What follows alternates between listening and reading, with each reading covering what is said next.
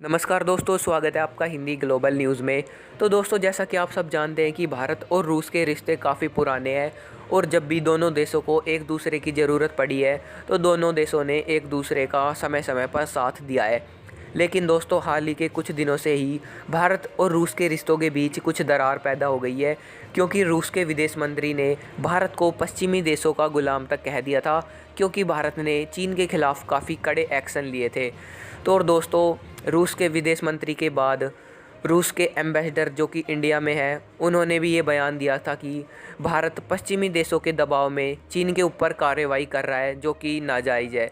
इस वजह से भारत ने भी अपनी कड़ी प्रतिक्रिया दी थी और इस बार भारत में होने वाली रूस और भारत की मीटिंग को भी कैंसिल कर दिया गया है। लेकिन दोस्तों, रूस ये बात अच्छी तरह से जानता है कि अगर दोनों देशों के बीच ये दरार और बढ़ी तो ज़्यादा नुकसान भारत को नहीं बल्कि रूस को होगा, क्योंकि रूस के हथियारों का सबसे बड़ा आयातक देश भारत ही है। और दोस्तों, भारत ने पिछले साल ही अपने 52% हथियार रूस से ही खरीदे थे।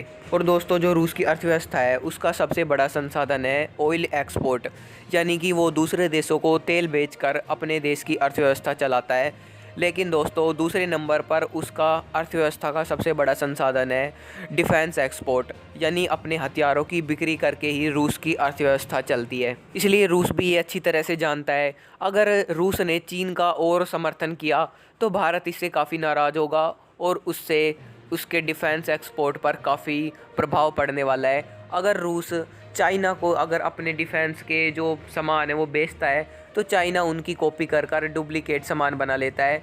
जैसे कि उन्होंने अपना SU-27 चीन को बेचा था, उसकी कॉपी कर उसने अपना J11 बनाया था।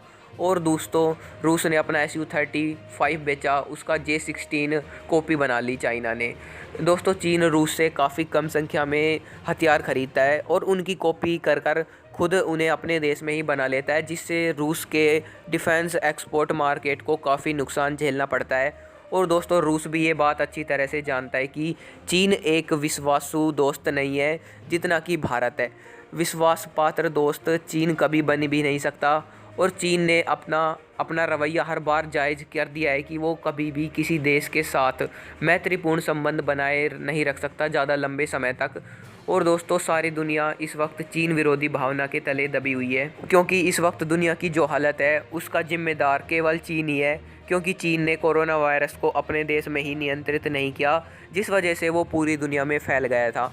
अगर दोस्तों ऐसे में रूस चीन का समर्थन करता है तो रूस को ये काफ़ी भारी पड़ेगा और पूरी दुनिया इस वक्त चीन के खिलाफ़ है।